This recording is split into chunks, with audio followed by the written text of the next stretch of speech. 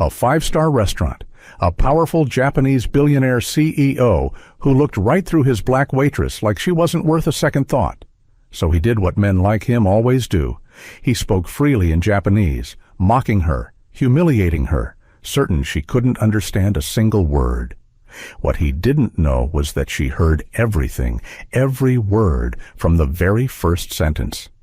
And when she finally responded, in his own language with a calm that cut deeper than any outburst ever could, the entire room went still.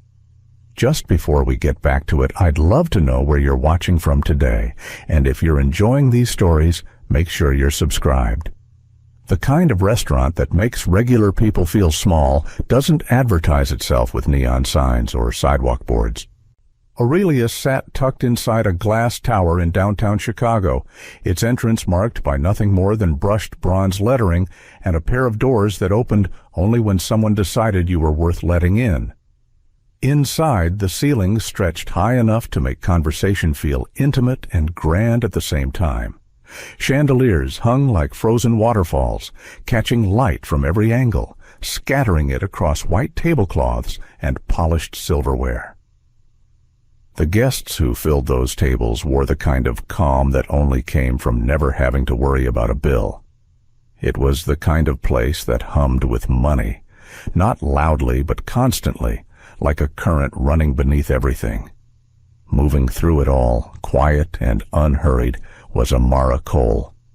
She was 26, slim and composed, with dark eyes that took in everything and gave away nothing. Her uniform, white shirt, black vest, dark trousers, was pressed and clean, the same as everyone else's. But the way she wore it was different. There was no stiffness in her spine, no nervous energy in her steps. She moved like someone who had made peace with her surroundings, even if those surroundings had never fully made peace with her. Most of the guests didn't look at her twice. The ones who did look expected nothing much.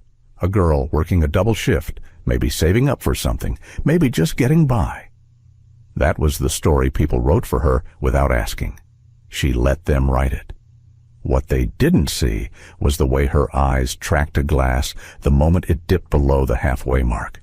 They didn't notice how she rerouted herself mid-step to avoid a collision before anyone else in the room even sensed one coming. They didn't catch the way she listened, not just to what people said, but to how they said it, the pauses between words, the shift in tone when someone moved from content to irritated. She processed the entire room the way a conductor keeps track of every instrument, quietly, without applause. She had been at Aurelius for 14 months, longer than 3 of the 4 people who'd been promoted above her. Her co-workers were a mixed group. There was Danny, 23, fast-talking and anxious, always one mistake away from spiraling. There was Priya, who handled private dining and had a gift for flattery that the older guests loved.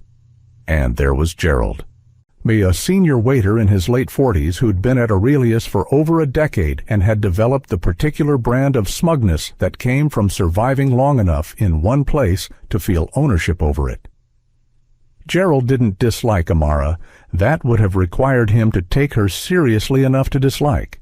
He simply looked past her, the way you look past furniture, acknowledging its presence without granting it any real weight.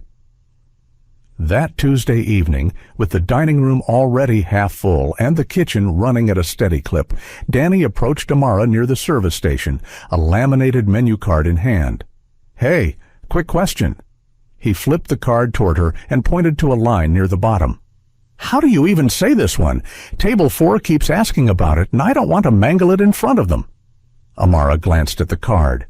And it was a French-style preparation, beurre blanc, served with the pan-seared halibut. "Beurre blanc," she said, clean and easy, barely slowing her pace. "The second word is nasal. Don't let the C trick you. It's silent." Danny blinked. "Where did you—" But she was already moving, 2 water glasses balanced in her hand, weaving toward a table near the window without looking back. He stared after her for a second, then mouthed the pronunciation to himself and went back to table 4. A few minutes later, the kitchen doors swung open, and Marco, the sous chef, stuck his head out, and caught Amara's eye. He waved her over with 2 fingers, his signal for something specific. "Table 9 asked for the kaiseki-style amuse-bouche," he said, keeping his voice low. "Problem is, the prep crew plated it the Western way again. Off-center, a garnish on the wrong side." "I know." Amara had already noticed it on the pass. "Can you replate before I take it out? The garnish should sit at 10 o'clock, not 6, and the portion needs to face the guest, not the server." Marco looked at her for half a second. "You know the kaiseki plating guidelines?" "I know this dish." She left it at that. He turned back to the kitchen without asking more questions. 2 minutes later, the plate came out correctly.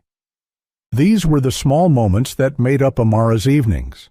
Small corrections, quiet adjustments, things that smoothed over problems before they became visible. Nobody announced them. Nobody thanked her for them. They simply disappeared into the flow of a well-run service, unattributed and unnoticed. She preferred it that way.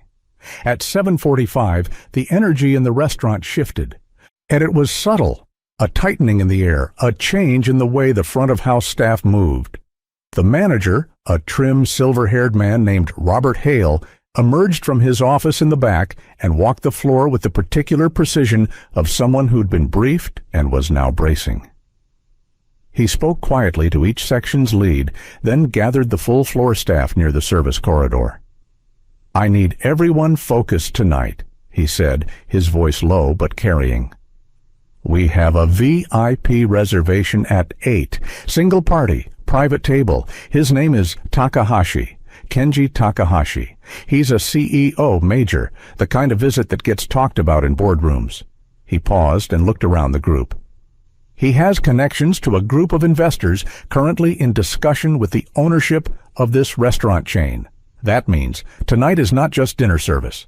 Oh, tonight is a performance review for all of us." The staff exchanged glances. Priya straightened her posture. Danny's jaw tightened. Gerald smoothed his vest with both hands. "No mistakes," Robert said. "I want the best table service this floor has seen. Anticipate everything. Disappear when you're not needed and materialize the second you are." He looked briefly at Amara, not with uncertainty, but with the particular consideration of someone running a mental calculation. "Amara, I'm putting you on Takahashi's table." Gerald's head turned slightly. Amara gave a small nod. "You're the steadiest server I have," Robert said, as if preemptively answering a question no one had asked aloud. "Just do what you always do." She didn't say thank you. She just nodded again and went back to her section to finish the prep before the reservation arrived. B at 8:07, the front doors opened. Kenji Takahashi walked in the way powerful men tended to, not loudly, not with display, but with the quiet certainty of someone who had never needed to announce himself because rooms had always arranged themselves around him. He was in his mid-50s, lean, impeccably dressed in a charcoal suit that had clearly been made for his exact measurements. His hair was dark with threads of silver at the temples. His face was composed and pleasant in the way a mask could be pleasant, everything arranged correctly, nothing giving itself away. Behind him came his assistant, a young white woman, late 20s, with a leather portfolio tucked under her arm. Her name tag read Claire. She moved efficiently, her eyes scanning the room once as they entered, then settling back to a professional neutral. 2 other men followed, both in suits, both carrying the slightly compressed energy of people who dealt in large numbers and slept lightly. Corporate executives, clearly. The kind who didn't come to dinners like this to enjoy the food. Robert met them at the entrance and guided them personally to the reserved table near the back of the room, semi-private, set slightly apart, with a clear view of the restaurant, but enough distance from neighboring tables to create the impression of seclusion. Amara watched them settle from across the room, her hands busy folding napkins at the service station. She took them in piece by piece. Takahashi sat with his back to the wall, deliberate, instinctive. He didn't open his menu immediately. He looked at the room first. His eyes moved methodically across the space, touching each table, each face, each exit. When it was the survey of someone who assessed before he engaged. Then his gaze passed over Amara. It didn't stop. She was part of the background, furniture, as far as he was concerned. She picked up the menus and walked to the table. "Good evening." Her voice was warm, but measured, no excess in it. "Welcome to Aurelius. My name is Amara, and I'll be looking after your table tonight. Can I start everyone with still or sparkling water?" Claire looked up with a polite smile. The two executives gave the brief, distracted acknowledgement of men who were still mid-conversation. Takahashi didn't look at her. He was reading the menu as if she hadn't spoken. "Still water," Claire said. "For everyone, I think." She glanced at Takahashi for confirmation. He gave a slight nod without lifting his eyes from the menu. Amara went to fetch the water. As she turned and walked toward the service station, there was a sound from the table, low, unhurried, in Japanese. A comment, brief. Something murmured between Takahashi and one of the executives. Amara's step didn't falter, but just for a fraction of a second, barely long enough to mean anything, barely long enough for anyone watching to be sure they'd seen it, she paused. Then she kept walking.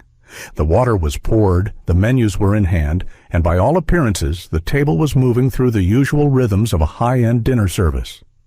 But something beneath the surface of that table had already curled into a different shape. Kenji Takahashi set his menu down and leaned back slightly, the posture of a man who had decided something. He said something to the executive on his left, Yamada, who had been introduced during seating, with a brief nod, and the two of them exchanged a glance with a quiet, shared amusement that had nothing to do with the menu. Claire kept her eyes on her portfolio. What Takahashi had said, in easy, flowing Japanese, was this: "She moves like someone who's been trained to look competent. Watch, she'll hover too long and won't know when to disappear." Yamada smiled behind his water glass. Amara was at the neighboring service station, her back partially turned, writing down a note from table 11. Her hand moved across the pad without pausing. Her face gave nothing. When she returned to take their first round of orders, Takahashi looked up at her with the pleasant, empty expression of a man fully in control of the room. "We'll need a moment," he said in English, smooth and precise. His accent was slight, the product of years operating in international settings. "Of course." She stepped back a few feet, present but not crowding, available but not hovering. The exact calibration. Takahashi turned back to Yamada and resumed speaking in Japanese, this time about the menu itself, but the commentary threaded through it. "These places always hire for appearance. She probably doesn't speak anything beyond what they wrote on the specials board." The second executive, whose name was Bryce, an American, watching the exchange with mild interest, didn't understand the Japanese, but caught something in the tone. He glanced briefly at Amara and then back at his menu.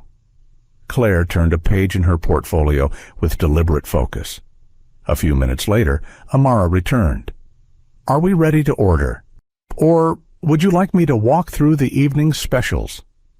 Takahashi looked at her then, really looked at her for the first time, though not in the way that would have felt like recognition.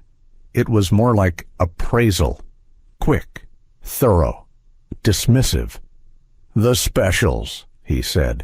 She walked through them cleanly. The halibut preparation, a dry-aged duck breast with a miso citrus reduction, a seasonal mushroom dish that had come in from a supplier in Vermont. No stumbling, no filler phrases, no over-explaining.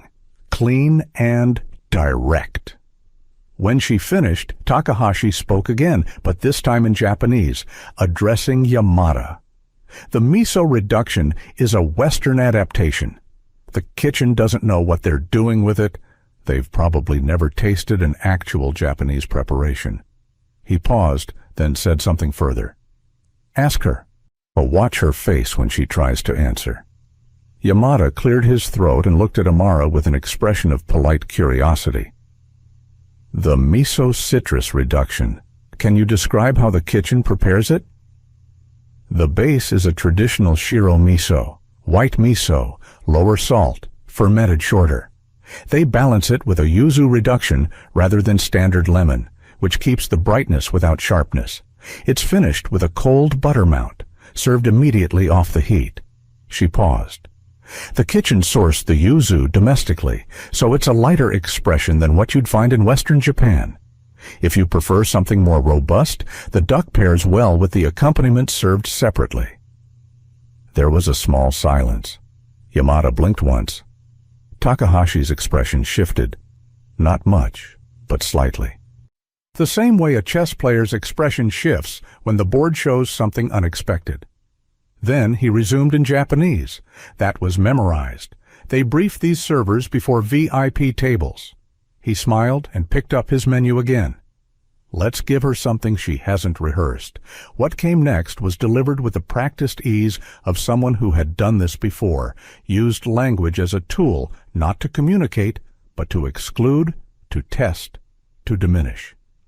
Takahashi began placing his order in Japanese, not translating, not offering a bridge, just speaking directly, rapidly, as though Amara were a device he expected to malfunction. He ordered the duck, specified a particular sauce on the side, asked for a bread service with no butter, and requested a specific temperature for his water.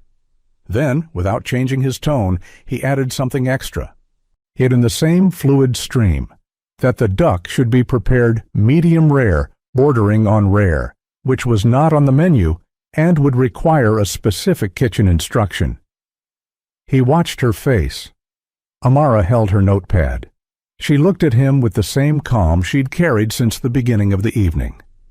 "I want to make sure I have your order correctly," she said in English. "For clarification, did you want to specify a preparation for the duck beyond what's listed, or would you prefer the kitchen standard?" It was a professional ask, the right ask for any server who hadn't understood something. And it was exactly what Takahashi had been waiting for. He smiled, not unkindly, but with a particular satisfaction, and said in English, "I'm sorry, I thought I was clear." Then he turned to Yamada and said in Japanese, she didn't catch a word of it, "As expected." The table chuckled, soft, contained. The kind of sound that doesn't travel far, but lands hard when you're the one standing in front of it. From 3 tables away, Gerald glanced over. He couldn't hear the specifics, but he read the body language clearly enough. The slight shift in the table's posture, the restrained amusement directed toward the server, and shook his head once, the slow headshake of someone who had predicted this outcome. Danny, carrying a tray past the section, caught Amara's eye for half a second. His expression was tight with second-hand anxiety. Claire had stopped pretending to read her portfolio. Takahashi switched back to English and began reordering, this time more slowly, with the exaggerated clarity of someone explaining something to a child. He gave a slightly different version of the order than the one he'd given in Japanese. Not radically different, but different enough that if the kitchen prepared what he said now, it would conflict with what he'd said before. "I understand," Amara said, writing it down. She returned to the service station. The manager, Robert, materialized beside her with the practiced invisibility of someone who'd been watching from across the room. "How's the table?" he said quietly. "Fine." "They seem—" He stopped. "Are you confident on the order?" "Yes." He searched her face for uncertainty and didn't find any, which seemed to make him more uncertain. Kenji Takahashi is not a man who tolerates errors. "I know." Robert hovered for another moment, then peeled away. At the kitchen pass, Amara put in the order. Precise, detailed, and with a note flagged for Marco on the duck preparation. She'd written both versions of the instruction on her pad and quietly submitted the accurate one. Marco read the ticket, looked up at her, and she gave him the smallest nod. He didn't ask. Back at the table, the ordering continued. Takahashi worked through his wine selection with Yamada, discussing in Japanese, occasionally waving at Amara to approach, then not acknowledging her when she did, making her stand at the table's edge while he finished his sentence, then speaking at her rather than to her when he was ready. It was a rhythm designed to erode, not explosive, not dramatic, just a slow, patient wearing down. At one point, Bryce, the American executive, he'd shifted in his chair with the slightly uncomfortable energy of someone watching something unfold that he wasn't sure how to respond to. He caught Claire's eye briefly. She gave him nothing. The wine was ordered. The bread came. The first courses went out. Then, during the pause between courses, Takahashi set his fork down and said something that was not about the food at all. He spoke in Japanese to Yamada, but the words were calibrated to be heard by anyone who understood them. His tone was easy, conversational, the same voice he might have used to comment on the weather. What he said, translated, was, "It's interesting, isn't it?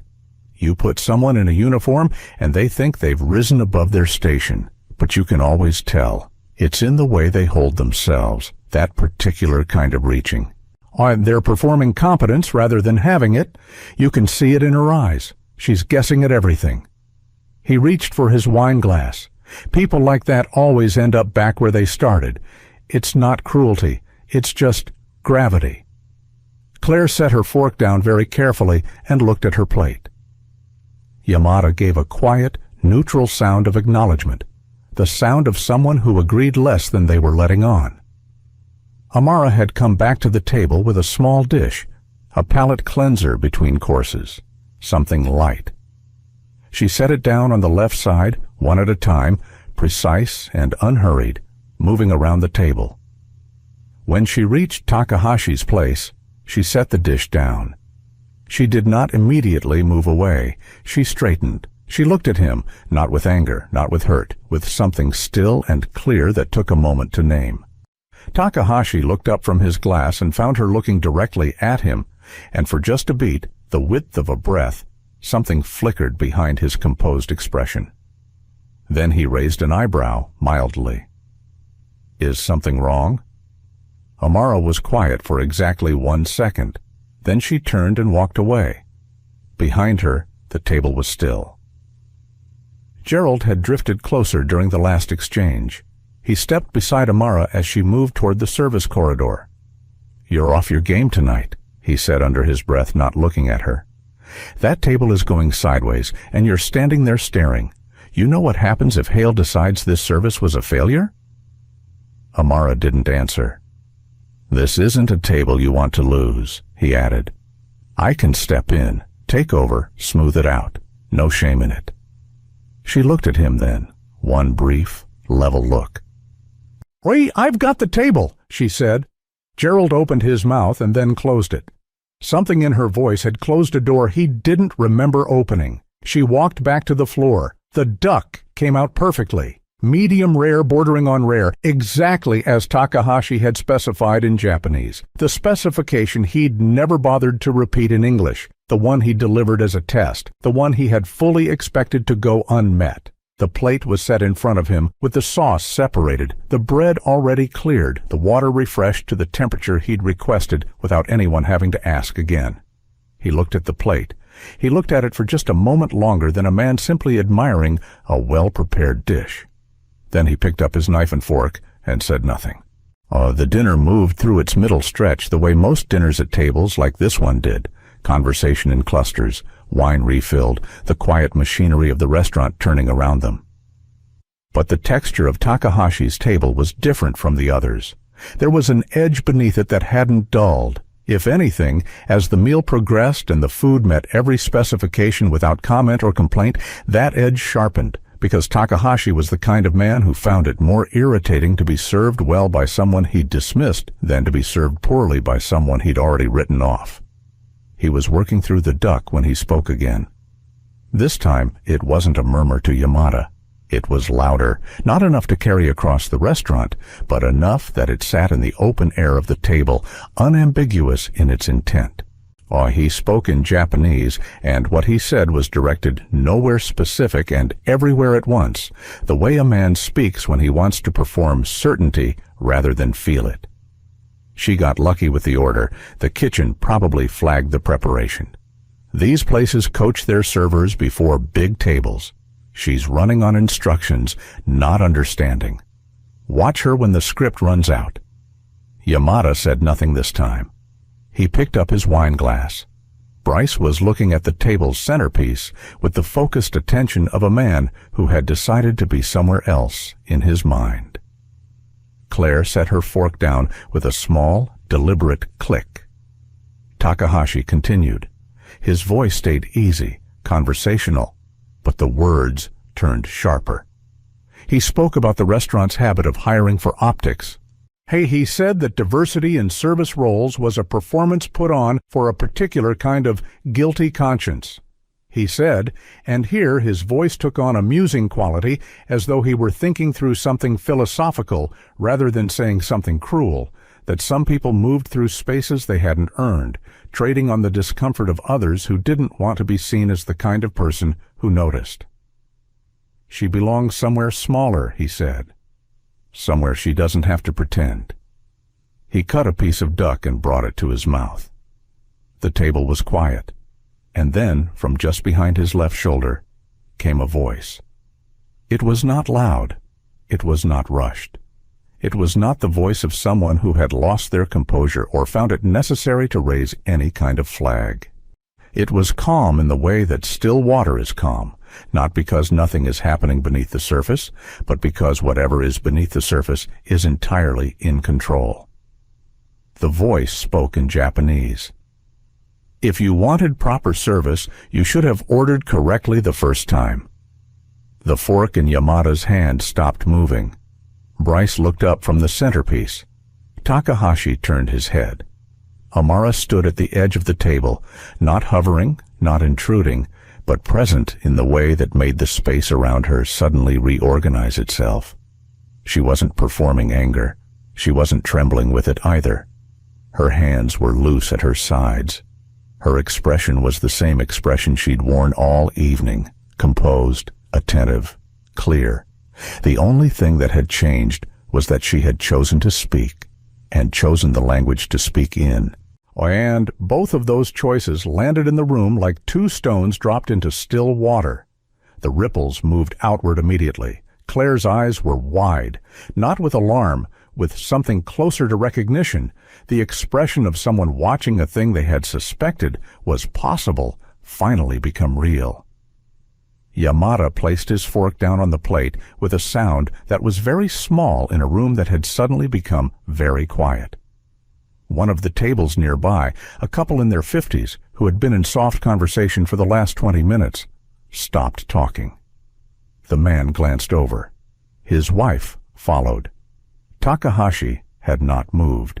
His face had done something complicated in the half-second after Amara spoke, a sequence of things passing through it that didn't resolve into any single expression. The smile he'd been wearing for the last hour had gone. Not replaced by anger, not by embarrassment, replaced for the moment by nothing. A blankness that was more revealing than either of those things would have been, because it meant that for the first time all evening he had not been ready. Amara continued. She spoke in Japanese still, and her Japanese was not the Japanese of someone who had memorized phrases or studied from a textbook. The construction was natural, the rhythm was unforced, and what she said carried the particular ease of someone who had spent real time inside a language rather than around it. She said that the order he had placed in Japanese at the beginning of the meal had included a preparation specification for the duck that differed from what he'd repeated in English 2 minutes later. Well, she said the kitchen had been given the Japanese version, the accurate version, because that was the order she had written down.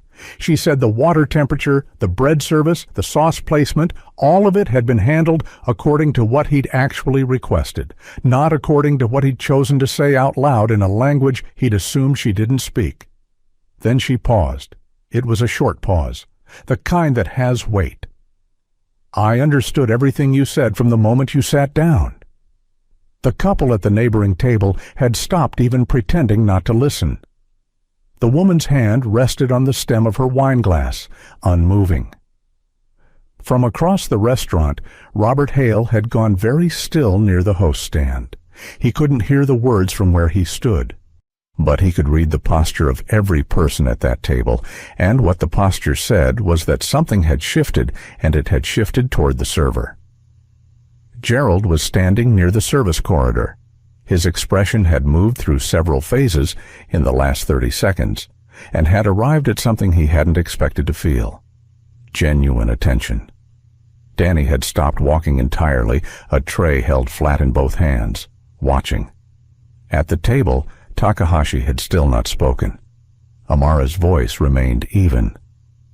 She moved through the full order, every item, every specification, every modification he had delivered in Japanese across the course of the evening, listing them in sequence precisely without consulting her notepad.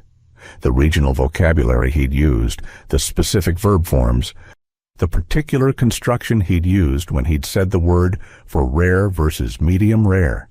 She reflected it back to him in the same register he'd used, not to mock it, but to demonstrate with complete clarity that she had heard all of it. Every word, from the beginning. She reached the end of the list. The room was very quiet. Then she said, in the same unhurried voice, "Would you like me to continue in Kyoto dialect, or shall we return to English?" It was not a taunt. The tone didn't allow for that reading. It was a question, specific, genuine, and entirely devastating in its precision, because it told him not only that she had understood what he'd said, but that she had recognized where in Japan the particular shape of his language had come from. That she knew him more clearly than he had ever intended to be known by a person he had decided within 30 seconds of being seated didn't matter. Yamada looked at his plate. Bryce exhaled once through his nose, a small, involuntary sound that carried more commentary than he probably intended. Claire looked at Amara with an expression that was not entirely professional and did not try very hard to make it so. Takahashi sat with both hands flat on the table on either side of his plate, the posture of a man who was making a decision about what to do next and had not made it yet. Amara looked at him. She was not gloating. There was no performance in her face, no satisfaction being offered for others to witness. What was, there was something quieter, an accounting, the straightforward, a complete accounting of a person who had let something run its full course and was now simply standing at the end of it. "Is there anything else I can bring you?" she said, in English. And then she turned and walked back toward the service station, her pace unhurried, her posture unchanged, as if the last 2 minutes had been nothing more remarkable than refilling a glass. The restaurant noise resumed around her, slowly, unevenly, the way sound returns after something loud. Conversations restarted in pieces.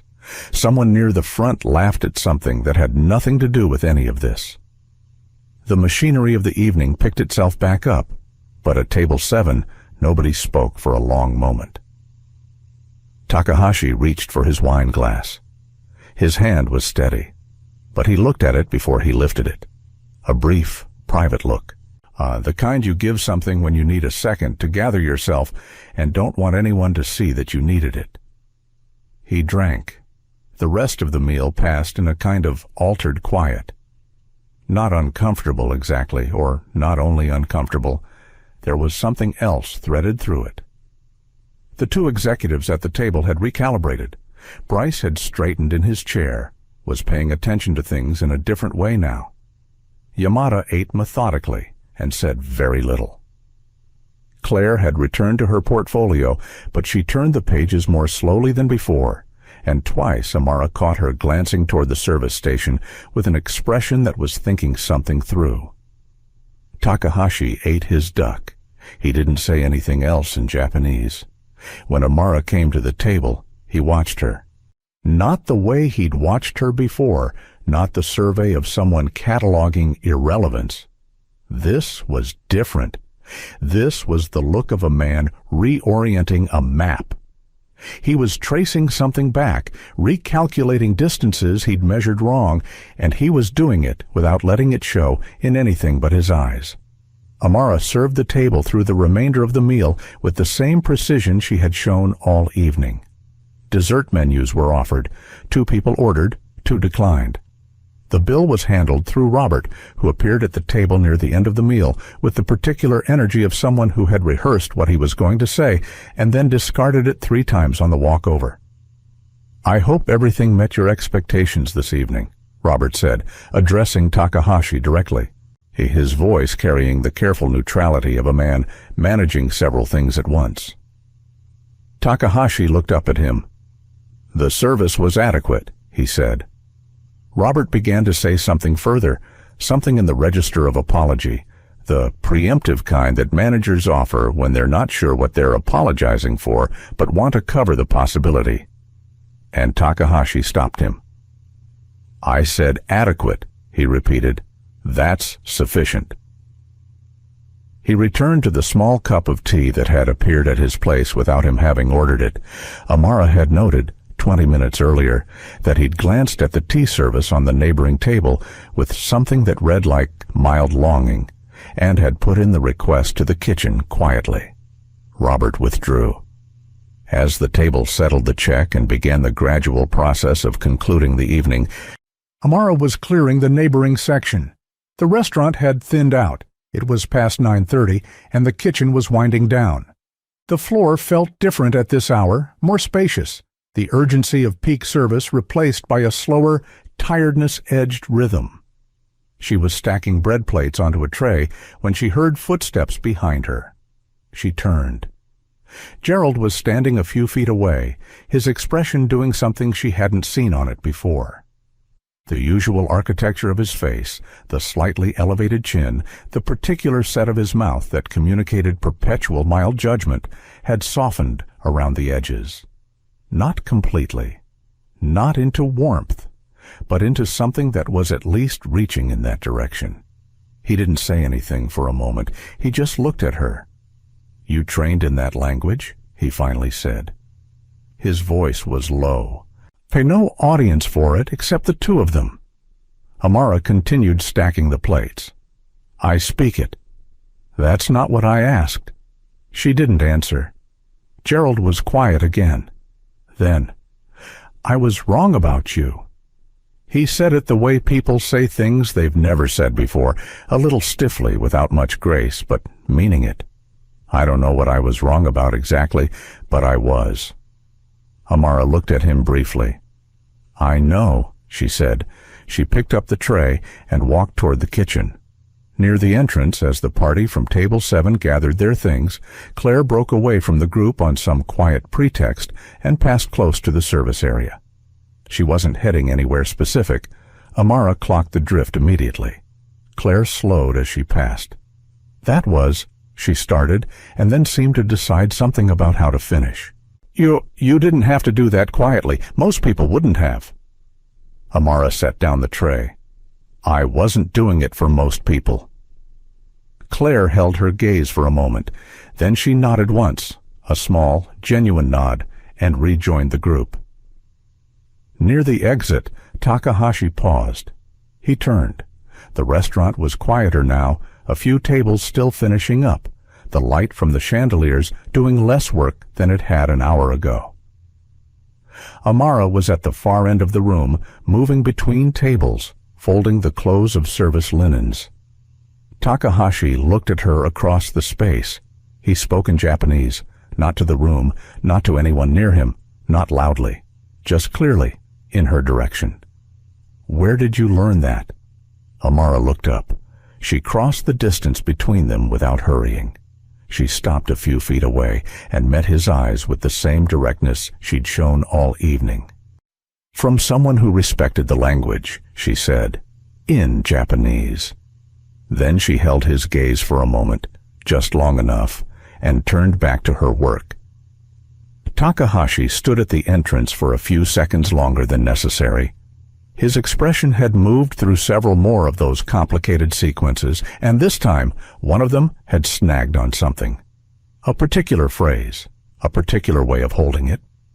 Something about the answer had not landed the way he'd expected, and not because it was evasive, it was because it wasn't evasive at all. It was exact, and exact in this context meant something. He held that something in his expression for another breath. Then he walked out. In the back corridor, 3 minutes after Table 7 had cleared, the kitchen staff were cleaning down their stations, and the front-of-house team was doing the end-of-service wrap. Danny was rolling silverware at the prep table, moving on autopilot, when Amara came through with the last tray from her section. "That was wild," he said immediately, no preamble. "I caught about half of it from across the room, and I still can't." He stopped himself. "Are you good?" "I'm fine." He was being, whatever he was saying in Japanese, you could tell from the faces that it was. "I know what he was saying." Danny was quiet for a second. "Yeah," he said. "Obviously." He went back to rolling silverware. "Are you going to get in trouble for that?" Amara considered the question. "I don't think so." "Robert didn't pull you aside." "He tried." "I told him the table finished without complaint and the check cleared." Danny made a sound that was half laugh, half exhale. "That's technically true." "It's completely true." She set the tray down and began sorting the linen into the bin. She moved with the same economy she always did. No wasted effort, no visible processing of what had happened an hour ago. To a casual eye, she looked like someone finishing a shift, which, in one sense, she was. In the corner of the prep area, Marco, the sous chef still in his apron, was drinking water and watching her. When she looked over, he raised his cup slightly. Not much, just enough. She gave him a small nod. Outside, the street in front of Aurelius was quieter now. A few cabs idled near the far corner. The last of the evening guests filtered out in clusters, coats on, conversations carrying through the cold air. Amara stepped out of the service entrance at 10:47, still in uniform, her bag over one shoulder. The night was clear and cold, the city noise reduced to that particular late evening register. Distant, persistent, but no longer urgent. She was 3 steps down the sidewalk when she stopped. There was a car. Not a cab, not the kind of car that waited near a restaurant entrance hoping for a fare. This was a black luxury sedan, positioned precisely at the edge of the service lane, engine idling in the way that said it had been there long enough to be comfortable waiting. The driver was standing outside it, not leaning on it, not checking a phone. Just standing, hands at his sides, looking in her direction. When she appeared, he moved to the rear door and opened it. Not in the way a rideshare driver opened a door, efficiently, impersonally, moving on to the next thing mentally before the passenger was even seated. He opened it with a particular posture, upright, deliberate, the posture of someone who had been told who they were picking up and understood what that meant. Behind her, the service entrance door was still settling closed. Through the small window set into it, 2 of the kitchen staff had drifted toward the glass. Watching. Amara looked at the car. She looked at the driver. Then she walked toward it. And as she did, something shifted. It was subtle, the kind of thing that would be impossible to describe if you were asked about it later, impossible to point to in any single movement. But the Amara who walked across that narrow strip of pavement toward the open car door was not exactly the same as the Amara who had moved through Aurelius all evening. Her posture had always been good. Now it was something more than good. The slight professional compression she carried in a service environment, not a slouch, never a slouch, but a particular calibration that kept her from occupying more space than the job required, was gone. What replaced it was a straightness that came from somewhere deeper. She got in. The driver closed the door. Through the window of the service entrance, one of the kitchen staff said something to the other. The other one just shook his head, slowly. Inside the car, it was quiet and warm. Amara set her bag beside her on the seat and looked out the window as they pulled away from the curb. The restaurant lights shrank behind them. The streets widened as they moved away from the restaurant district. Her phone buzzed. She looked at the screen, then answered. Yes. A pause.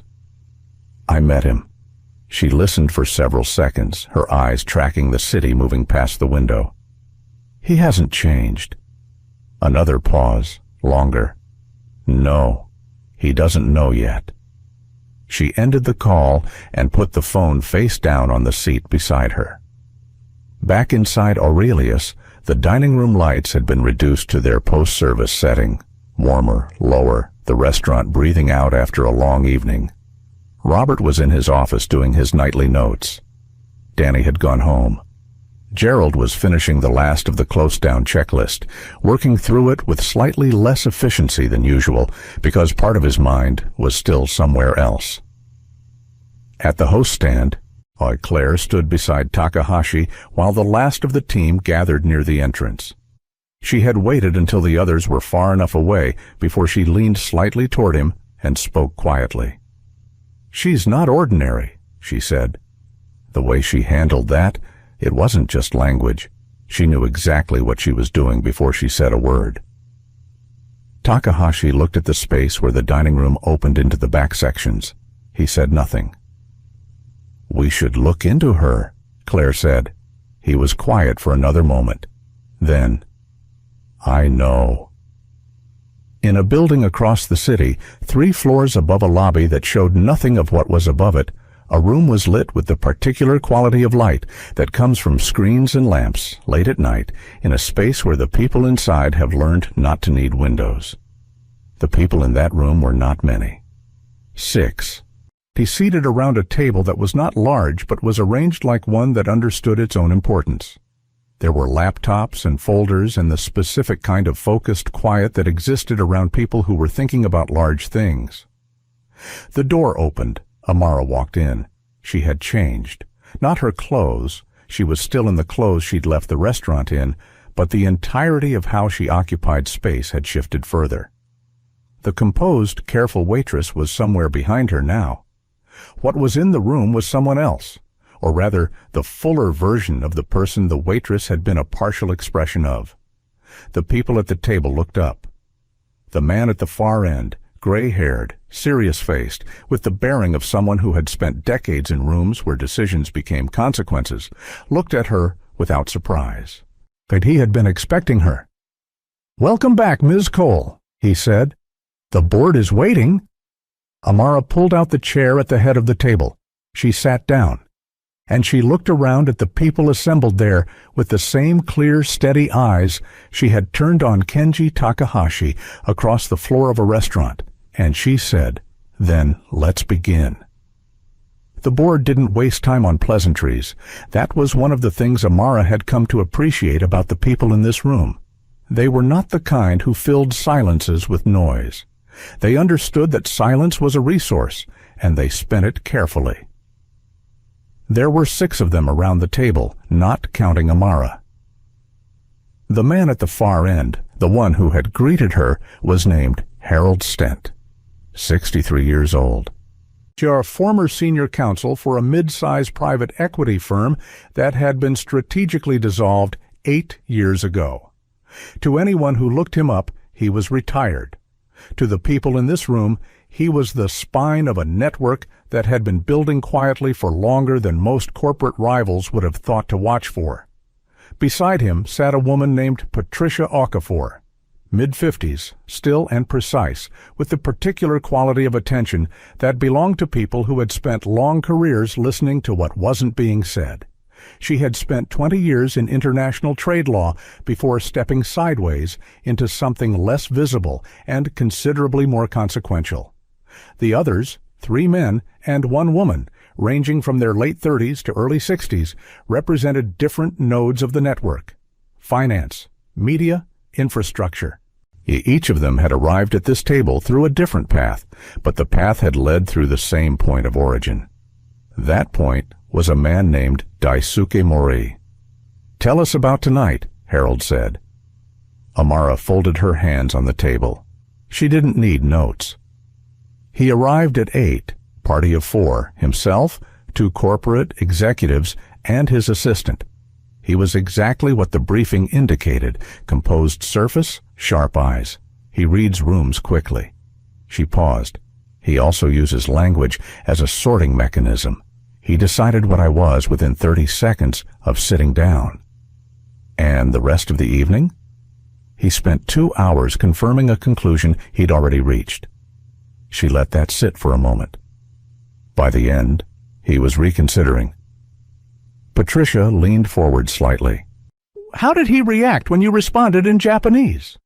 He went still. Amara's voice was even, not angry, recalibrating. He's too controlled for a public reaction, but the recalibration was real. When he left, he asked where I'd learned.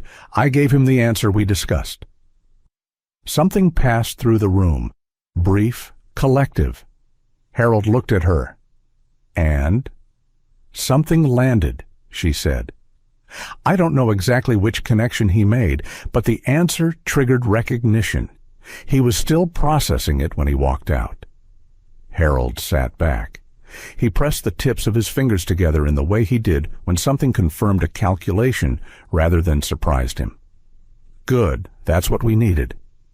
Across the table, Patricia pulled a slim folder toward her and opened it to a page she had clearly already read several times. "His team will investigate you," she said. It wasn't a question. "They'll start tonight." "I know. They'll find the surface records, low-income background, community college coursework, part-time employment history going back 4 years. Nothing that doesn't fit the picture he already decided on." "And the other records?" "Sealed.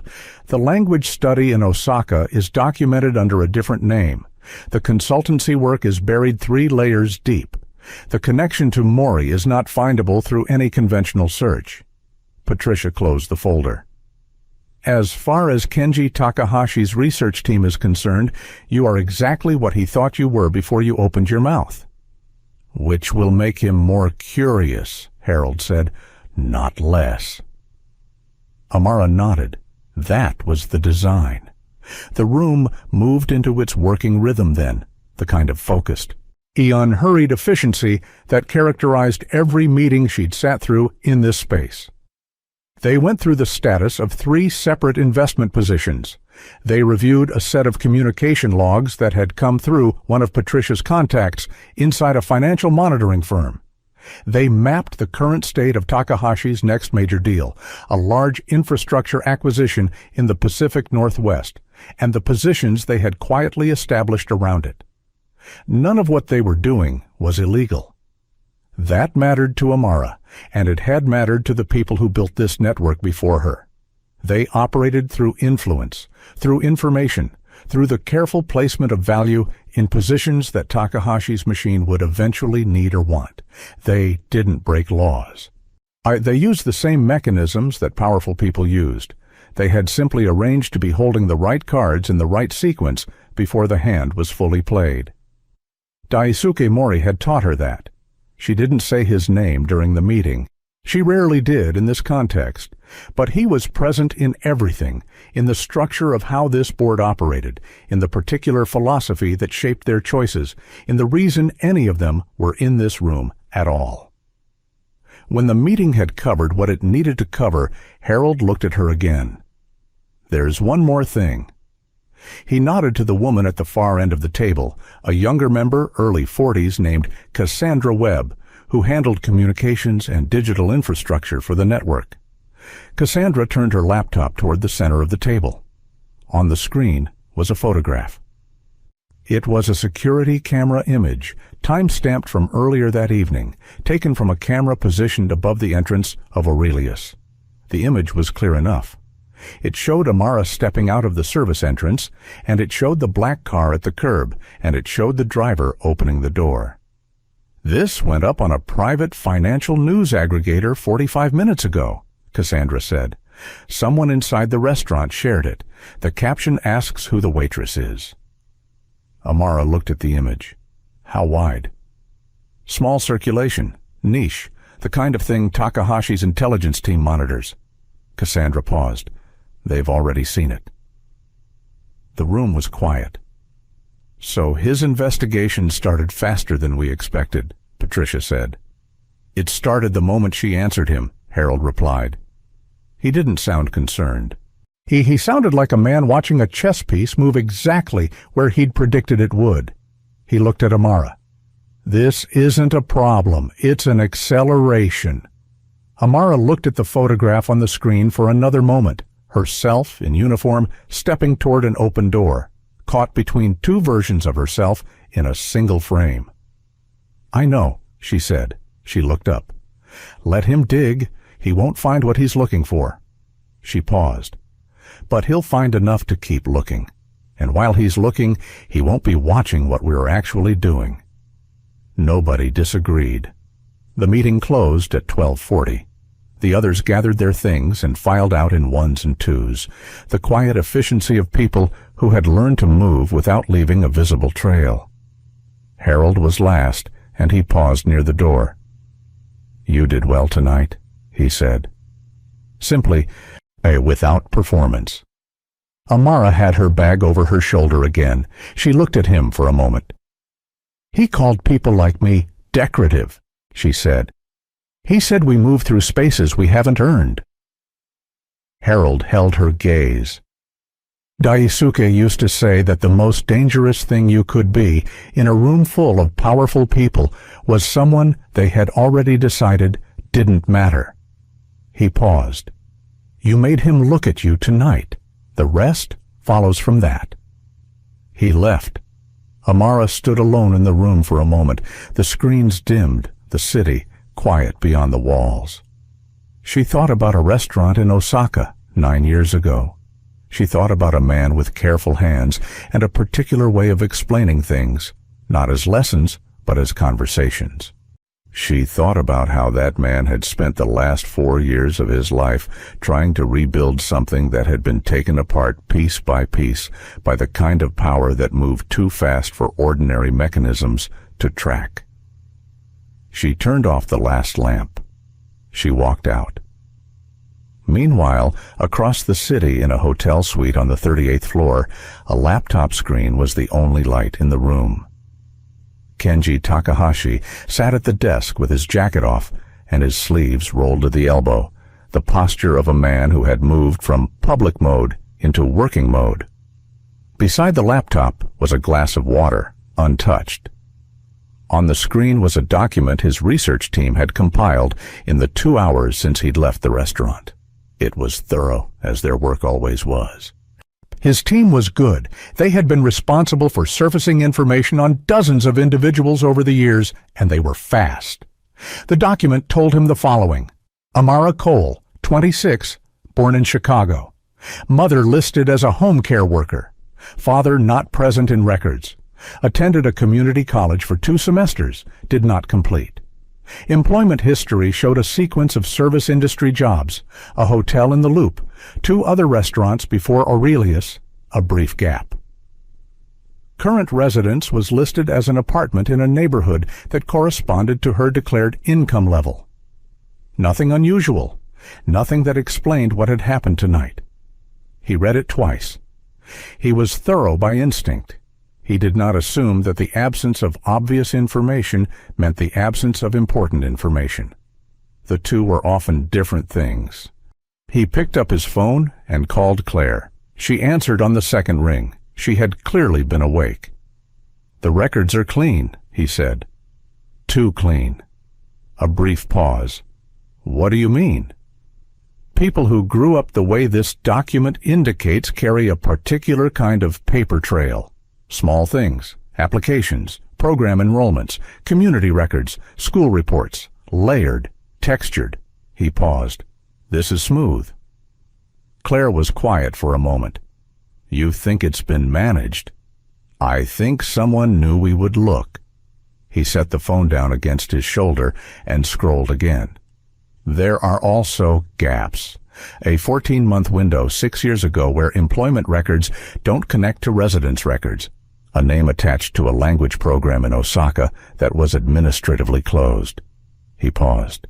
The program was closed 4 years ago. Claire said nothing for a moment. Then, Osaka. Yes. The silence between them was the kind that happened when two people arrived at the edge of the same thought at the same time. "What do you want me to do?" Claire asked. Takahashi looked at the document. He thought about a restaurant in Osaka almost a decade ago. He thought about a man he had not spoken to in 4 years, and the last conversation they'd had, and the shape of a phrase that a waitress in Chicago had used tonight that had no business being that specific. From someone who respected the language. "Dig deeper," he said. "Don't use the standard team. Use Mercer." He paused. "And find out everything you can about Daisuke Mori's last known associates." He ended the call. He sat for a long time in the dark room. 9 years ago, Osaka was different from the city it had become. Or perhaps it was only that Amara had been different. 17 years old and arriving with nothing except a scholarship from an international cultural exchange foundation that barely covered her housing. A second-hand Japanese dictionary with half the pages annotated by whoever had owned it before, and the particular reckless focus that sometimes lived in young people who had decided, without anyone's permission, to become someone specific. She had come to study. The official designation was a language immersion program. But the real education had started 3 weeks in. But when she had wandered into the wrong building on a Tuesday afternoon, a converted office near the Shinsaibashi district, and found herself in a room where a man was giving a talk to about 12 people about the way dominant corporate structures absorbed smaller competitors by making them feel grateful for the absorption. His name was Daisuke Mori. He was 61 at the time. Lean, with a precise way of speaking and an unhurried quality that made everything he said feel considered rather than spontaneous. He ran a small investment advisory firm, genuinely small, not the kind of small that was actually large and wanted to seem approachable. He operated in the space between mid-size enterprises and the institutional capital that was slowly learning how to swallow them. He helped the former understand the latter before it was too late to make a choice. He was not famous. He did not appear in the financial press. He had made a deliberate practice of existing slightly to the side of the spotlight, which was, he would later tell Amara, the most useful place to stand if you wanted to see clearly. After the talk, most people had left. Amara had stayed because there were 3 things he'd said that she didn't fully understand, and she had come too far to leave a room with unresolved questions. She had asked them, he had answered them. Then he had asked her a question back, not condescendingly, not as a test in the way Takahashi's tests were constructed, but with the genuine curiosity of someone who had not expected to find a 17-year-old black American girl in that particular room, or asking those particular questions in Japanese that was 2 months old and already more structurally sound than most people managed in 2 years. The conversation had lasted an hour and 40 minutes. She came back the following Tuesday. Over the course of the 14 months that followed, Daisuke Mori became the most significant teacher of her life. Not because of what he knew, though he knew a great deal, but because of how he knew it. He did not hold information as a prize or a credential. He held it as a tool, and he taught her to do the same. He taught her Japanese the way someone who loved a thing teaches it, not from textbooks, but from context, from literature, from the particular rhythms of how different regions shape the same language into something locally specific. He also taught her business, strategy. Was the way power moved through institutional structures, how it pooled, where it snagged, what made it vulnerable, and what made it durable. He taught her through conversation, through case studies, through the occasional meeting she was allowed to sit in on, silently, at the back of a room. She watched how he listened, how he let people talk themselves into positions, how he asked a question at the exact moment a question would do the most work. She was a student. He was not pretending to be anything other than a teacher. But there was someone else who moved through Daisuke's orbit during those 14 months, someone who came to the firm twice, stayed for 2 days each time, and had a series of meetings that Amara was not invited to attend. Kenji Takahashi. He was 46 then, already powerful. He already building the empire that would make his name synonymous with a particular brand of aggressive, precision-engineered corporate expansion. He and Daisuke had a relationship that went back further than Amara ever fully knew. They had been associates in the early days of Takahashi's rise, when Daisuke's network and expertise had been a genuine resource for someone who needed connections more than capital. By the time Amara arrived in Osaka, that relationship had changed. She didn't know how. Daisuke never said, and she didn't ask. But she felt the texture of it in the way he spoke carefully when Takahashi's name came up, and in the way the meetings happened behind closed doors in a way his other meetings didn't. The second visit, near the end of her second year, she had been returning books to the shelf in the hallway adjacent to the main meeting room when she heard enough. Not everything, not the full shape of what was being negotiated, but enough to understand that Takahashi was not there to seek advice. He was there to make an offer, a particular kind of offer, framed as collaboration, that was actually an absorption. He wanted Daisuke's network, his access, his connections to certain institutional investors that Takahashi's machine had not yet been able to reach through conventional approaches. He wanted it folded into his own operation. He was willing to compensate, generously. What he was not willing to do was preserve it as a separate thing. What he was not willing to do was allow Daisuke to continue operating independently, which was the only condition under which Daisuke would have agreed to anything. She had not heard Daisuke's final answer. She had moved away from the door when she heard footsteps. But she had seen Takahashi leave, and she had seen his face, and his face told her the answer had been no. 6 months later, Daisuke's firm was gone. Not through any single action, nothing so direct. It happened the way things happened in that particular world, through the careful withdrawal of support from several directions at once. Partnerships dissolved. A key institutional connection quietly redirected its relationship. 2 junior members of Daisuke's network took positions elsewhere within weeks of each other. Referrals that had been reliable stopped coming. Daisuke was not ruined. He was rendered small.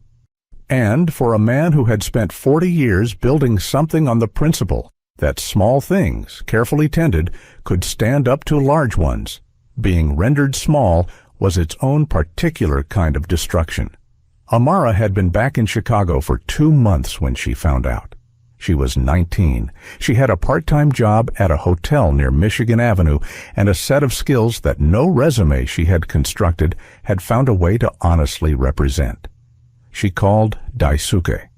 He answered with the same unhurried quality she had always known in him, and when she asked directly what had happened, he told her. He did not call it what she called it. He didn't use the word she had in her mind. He said that he had encountered the limits of operating outside a protection structure, and that the lesson had been expensive, and that it was not the kind of lesson that needed to be repeated. "What do you do with it?" she had asked. He had been quiet for a moment. Then, "You decide whether it made you smaller or larger." She had not forgotten that. In the years between that phone call and tonight, Amara had made a series of choices that were not visible on any record anyone would think to search. She had stayed in service work deliberately, not because it was the only option available to her, but because it was the right position for what she was building. Service roles were invisible in the way that mattered most. They placed you in rooms where people spoke freely, because they had already decided you weren't listening.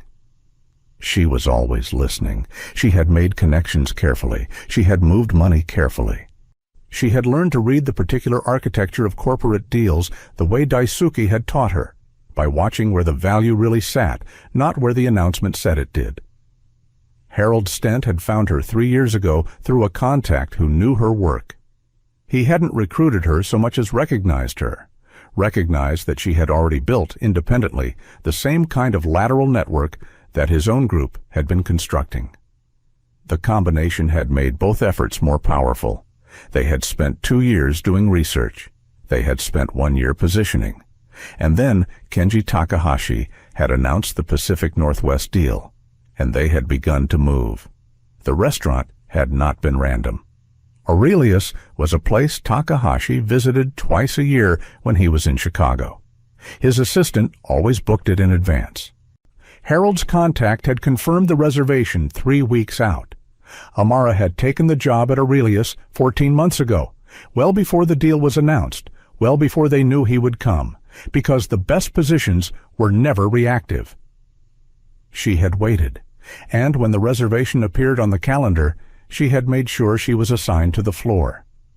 The rest of it, the dismissal, the Japanese, the escalating arrogance, she had not planned. She had not needed to. She had known it was coming because she had watched him from a distance for 6 years, and she understood how he operated. He did not need to be provoked into that behavior. He brought it with him. All she had needed to do was be present and composed and speak when the moment was right. And the moment had been right. The following morning, Claire arrived at Takahashi's suite at 7:30 with 2 cups of coffee and a folder she had stayed up assembling. He was already at the desk. "Mercer came back fast," she said, setting the folder in front of him. "There's a connection to a man named Harold Stent. Former private equity counsel dissolved his firm 8 years ago. He appears in the background of 3 separate entities, a small infrastructure fund, a media advisory group, a real estate LLC. None of them are large enough to register as significant on their own." Takahashi opened the folder. "But," he said. He heard a but in her voice. "Together, they represent positions in 3 of the 4 companies involved in your Pacific Northwest acquisition." She paused. The positions were established over the past 18 months. All minority stakes. None of them triggering disclosure requirements. Takahashi was quiet. He looked at the page in front of him. Then he turned to the next one.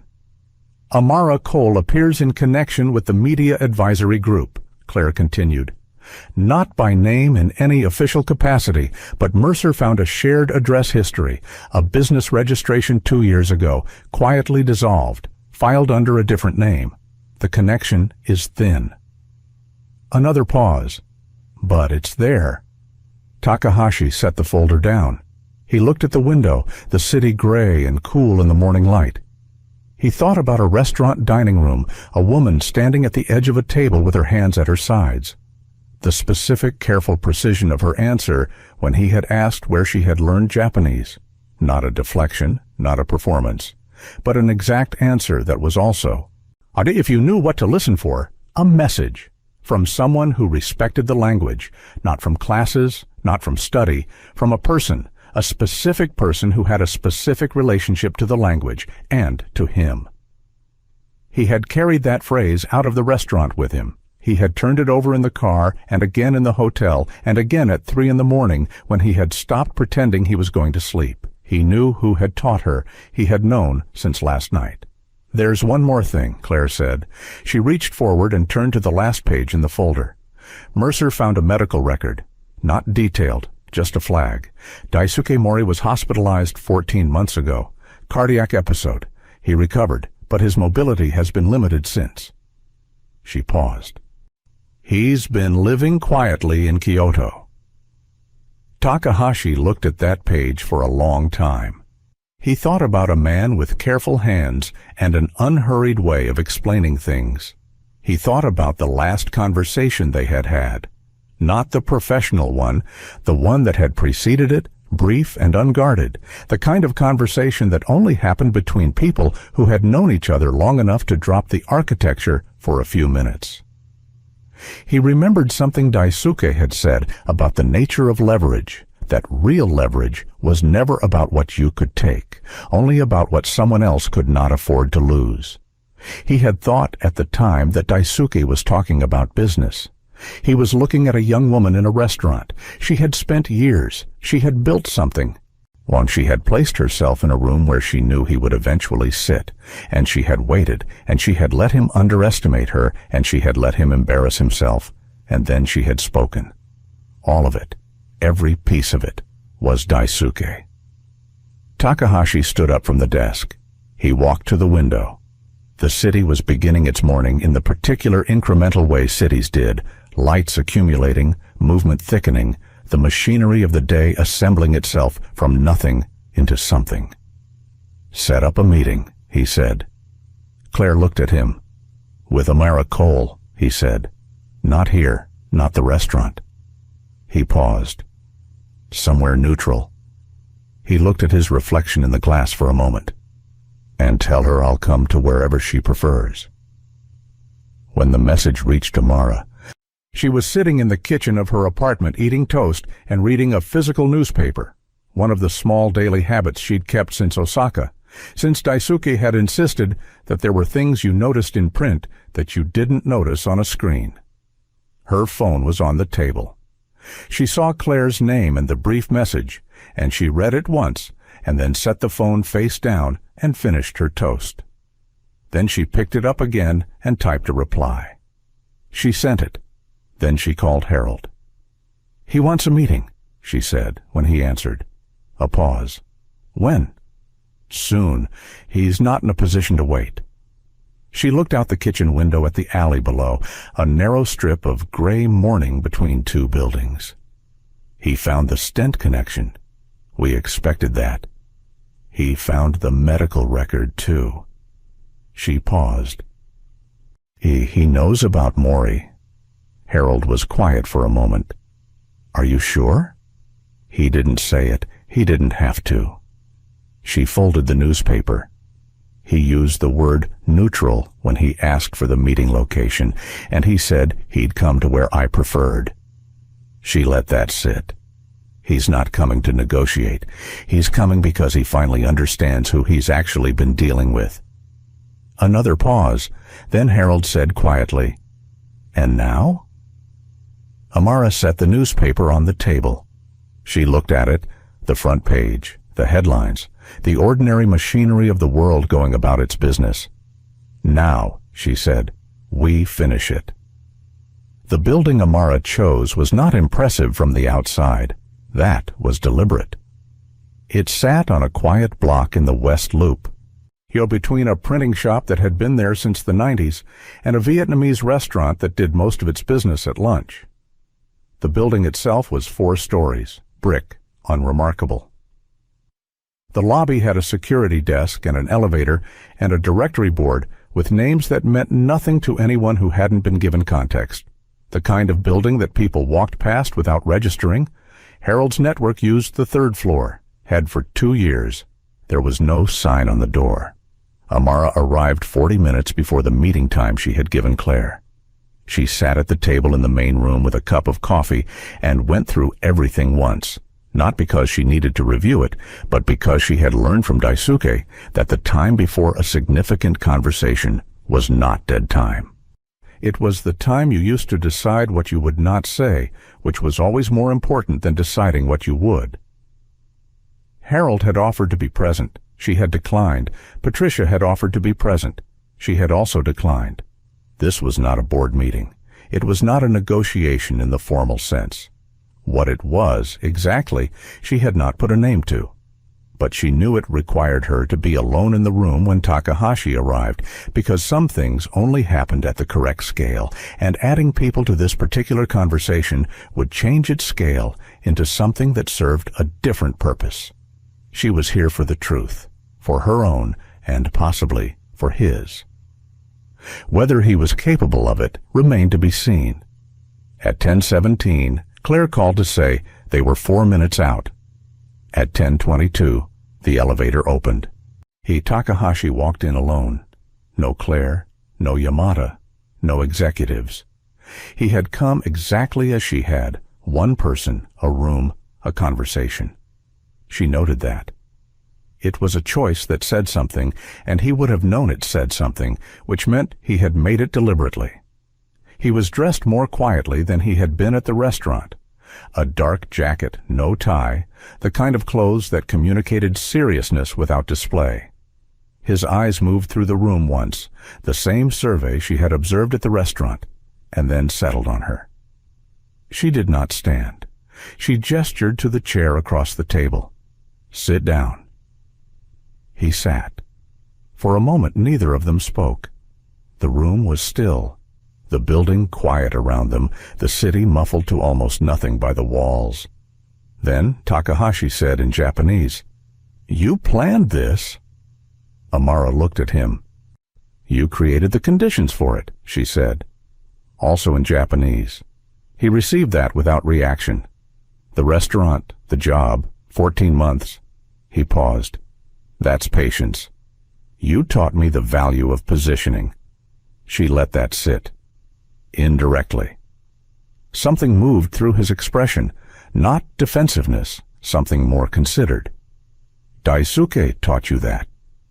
"Daisuke taught me most things worth knowing." Takahashi placed both hands flat on the table, not a gesture of surrender, not a power move, simply the posture of a man who had decided to stop managing his own presentation and let the conversation go where it needed to go. It was the most human she had seen him look. "How is he?" he asked. The question surprised her. It not because she hadn't expected him to know about the cardiac episode, Mercer's research had clearly gotten there, but because of how he asked it, quietly, without the clinical remove she would have expected. "Recovering," she said, slowly. Takahashi nodded once. Silence.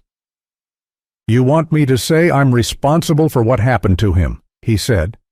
It was not a question, but it wasn't a statement either. It was the verbal equivalent of placing something on the table and waiting to see what she did with it. "I want you to be honest about what happened," Amara said. "Whether you say it or not is your business."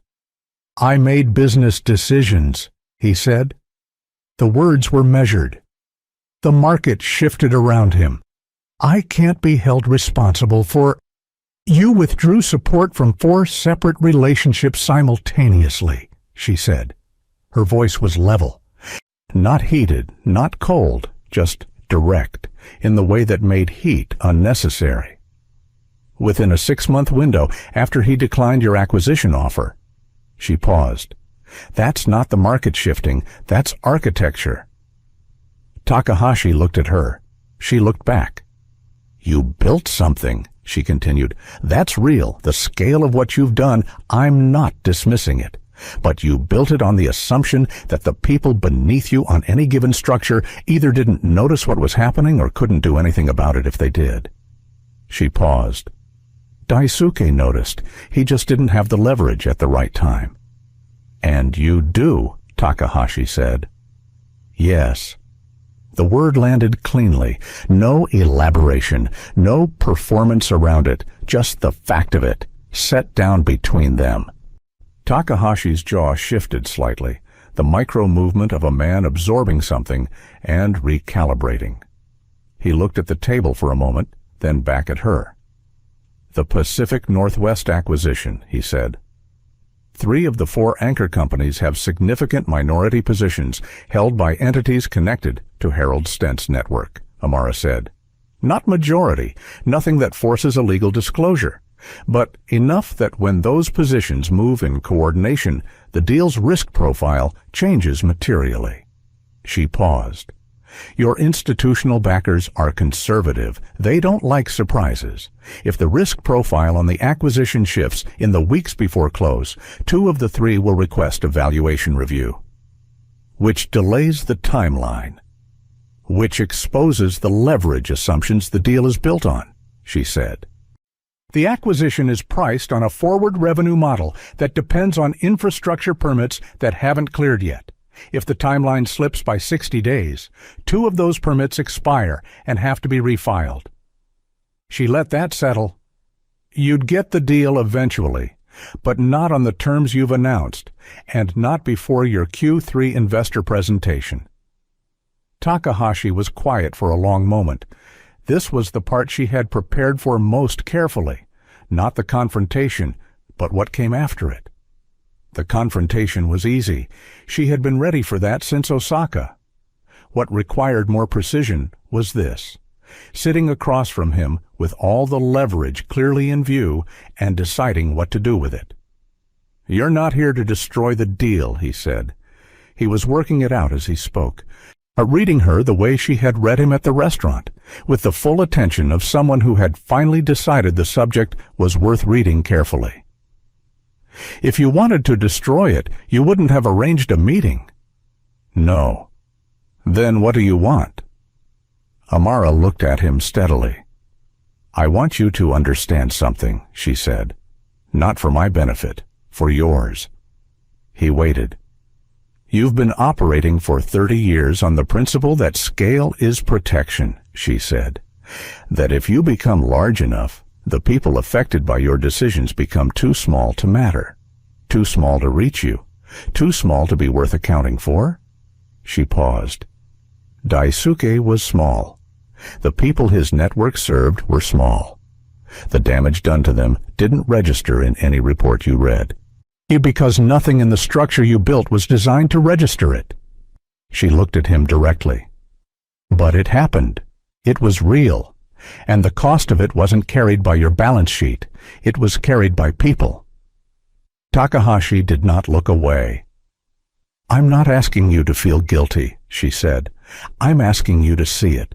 There's a difference." The room held that for a moment. Then Takahashi said, carefully, "And if I see it, what does that change?" "It changes what you do next," she said, "which changes what we do next." He studied her. "You're offering terms. I'm offering a conversation," she said. "The terms come from what we decide the conversation means." He was quiet for a long time, long enough that she didn't fill the silence. Daisuke had taught her about this too. That silence in a significant conversation was not dead space. It was where the real thinking happened. You didn't interrupt it. You let it work. When Takahashi finally spoke, his voice had a quality she hadn't heard in it before. Not broken, not soft in the way that would have been a performance. Just stripped of the particular hard shine that it had carried all through the restaurant and into the beginning of this meeting. "He was the only person in my early years who told me the truth," he said, "not what I wanted to hear, what was actually true." He paused. "When I made the offer, I told myself it was the right structure for both of us, that he'd benefit." Another pause. "I knew when he declined that I was going to let him lose what he'd built. I knew it before I walked out of that room." He looked at his hands on the table. "I told myself it was business." Amara looked at him. She said nothing. "It wasn't only business," he said. She heard the weight of it. Not a plea, not a performance, just a fact delivered by a man who had been carrying it long enough to be tired of the shape it had inside him. She gave it the space it needed. A full breath, maybe two. Then she said, "Then let's start there." The meeting lasted 2 hours and 14 minutes. When Takahashi walked out and took the elevator down, Claire was waiting in the car outside. She looked at his face when he got in, and she had known him long enough to know when something had changed, not just shifted tactically, but actually changed. She didn't ask. He looked out the window as they pulled away. "Get me Daisuke Mori's contact information," he said. "Not a third party, his direct line." Claire wrote it down without comment.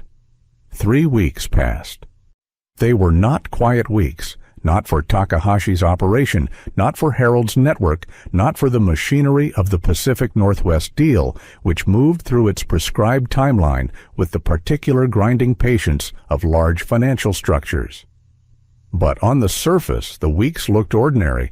Deals processed, meetings happened, press releases went out, numbers shifted in increments that only mattered to people whose job it was to watch for them.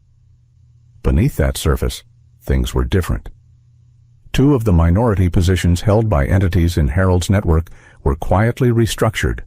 Not liquidated, restructured. Their terms adjusted in a way that removed the pressure point from Takahashi's acquisition timeline. The risk profile of the deal stabilized. The institutional backers who had been edging toward a valuation review request pulled back from that edge. The deal moved forward, not unchanged. The terms had been modified in a series of conversations between Harold's legal team and Takahashi's. Conversations that were not announced and did not need to be. What had been a clean, aggressive acquisition structured entirely around Takahashi's leverage became something more balanced, a framework that acknowledged the existing stakeholders in the affected companies, that included provisions for the infrastructure communities whose permits underpinned the deal's revenue model, that built in review mechanisms that made future pressure points less likely to become crises. It was not a revolution. Nobody was going to write a news article about it. But it was real. And it was different from what would have happened without the last several weeks, and the people whose working conditions and community infrastructure it affected would eventually feel the difference, even if they never knew why it existed. Amara reviewed the final term sheet on a Thursday morning at her kitchen table, with coffee going cold beside her laptop, and the same physical newspaper folded beneath her elbow. She read through it carefully, the way Daisuke had taught her to read anything that mattered, not for what it said, but for what it assumed, what it took for granted, where the weight sat. She read it twice. Then she closed the laptop and called Harold. "It holds," she said. A pause. "You're satisfied?" She thought about the word. Satisfied was not quite the right shape for what she felt. It was something more complicated, something that included the satisfaction of a thing completed, but also the particular soberness that came from having spent years getting to a moment and then arriving in it and finding that it was both more and less than you had imagined, more real, less dramatic. "It's what it needed to be," she said. Harold made a sound of quiet agreement. "The board wants to meet next week. I'll be there." She ended the call and sat for a moment in the kitchen, quiet. Outside, the city went about its morning. A delivery truck idled in the alley. Somewhere 2 floors up, a door opened and closed. She thought about Daisuke. She had spoken to him 4 days earlier, the first time since the night of the restaurant, the first time she had told him directly what had been happening. She had called from the same kitchen, late at night, and he had answered on the 3rd ring in the way he always did, unhurried, as though calls came at predictable intervals, and this was simply the next one. She had told him about the restaurant, about the Japanese, about Takahashi's face. He had listened without interrupting, which was his way, had always been his way, and when she finished, he had been quiet for a moment, and then he had said, in the particular dry tone she had not heard in too long, "You used the Kyoto dialect." "I did." "That was a little theatrical." She had laughed, actually laughed, the kind that came from somewhere deep and real and surprised her slightly. "I know." "Good," he had said. "Theater has its place." She had told him about the meeting in the West Loop building, about what Takahashi had said, about the moment when his voice had lost its hard shine. Daisuke had been quiet for longer after that. "He was a good man once," he finally said. "Not uncomplicated, not without ambition, but good, in the way that people are good before they decide that the cost of remaining so is too high." A pause. "I always wondered if he knew that about himself." "I think he did," Amara said. "I think he's been knowing it for a long time." Another pause. Then, gently, "What did you tell him?" "That we'd start there." Daisuke had said nothing for a moment. Then, "That's right." That had been 4 days ago, and now here she was, on a Thursday morning.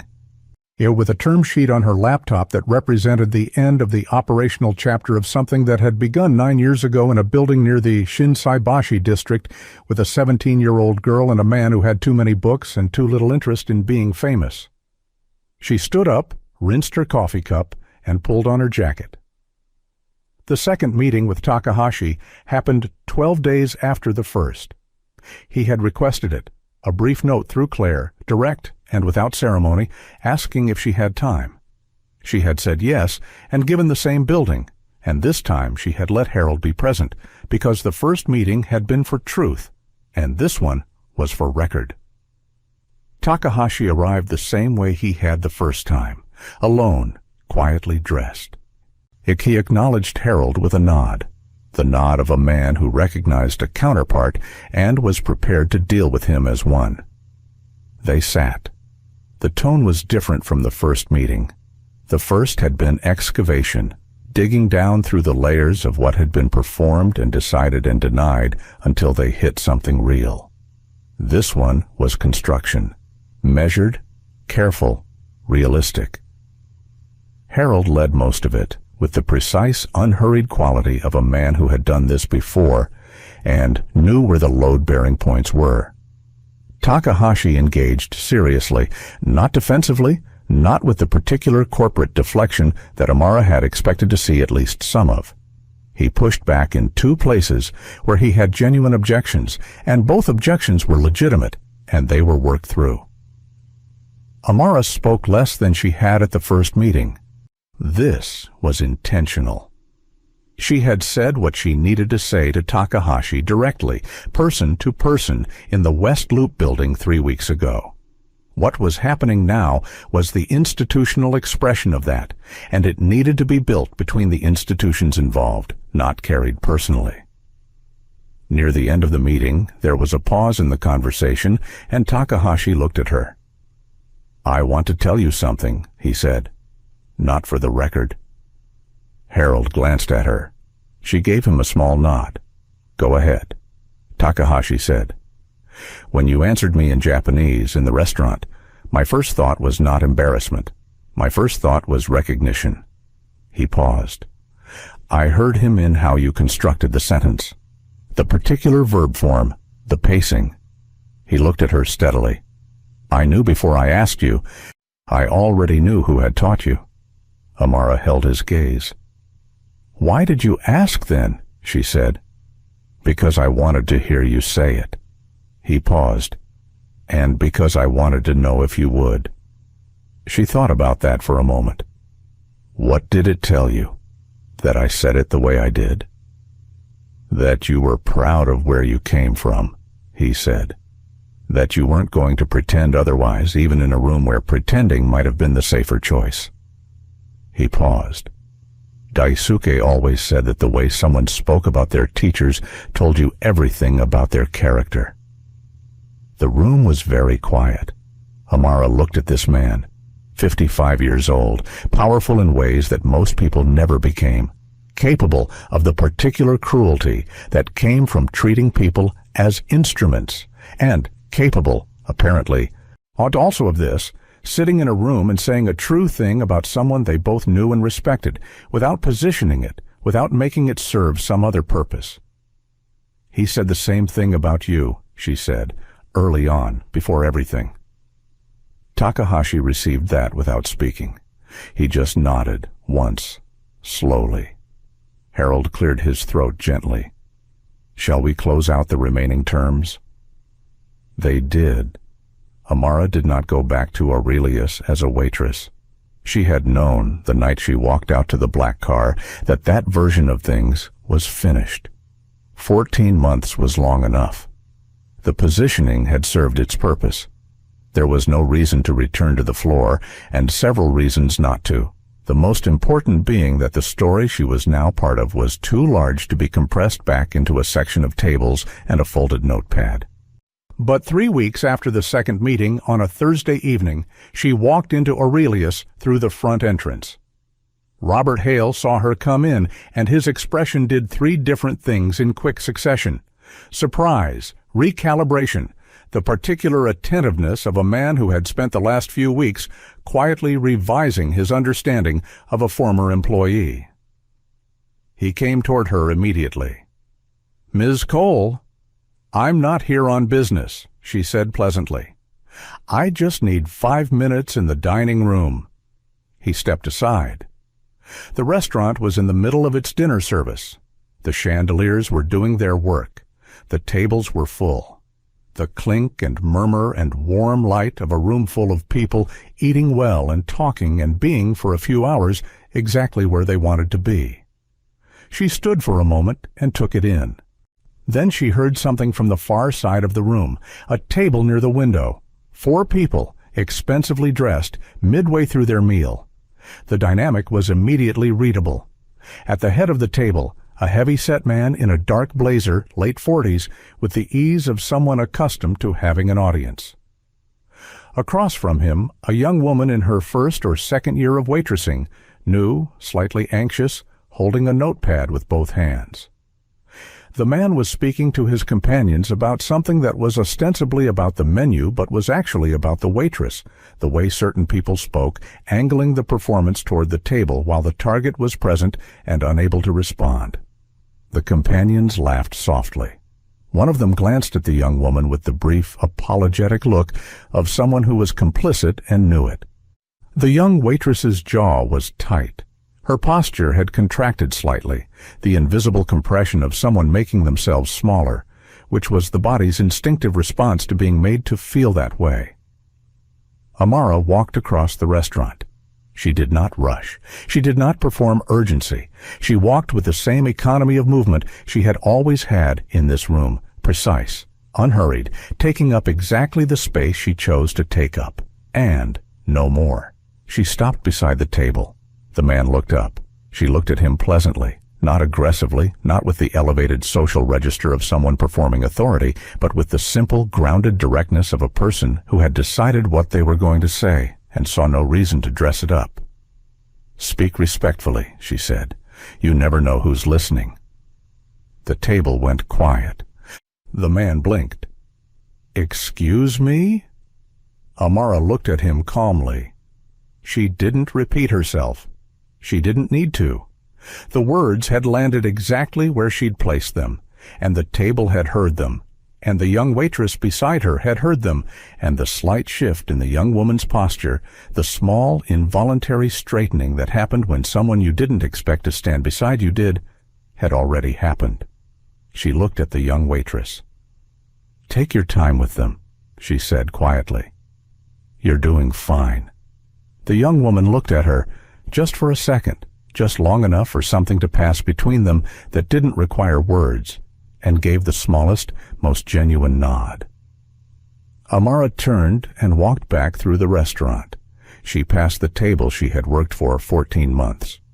She passed the service station where she had stood for hours, reading the room, watching, listening.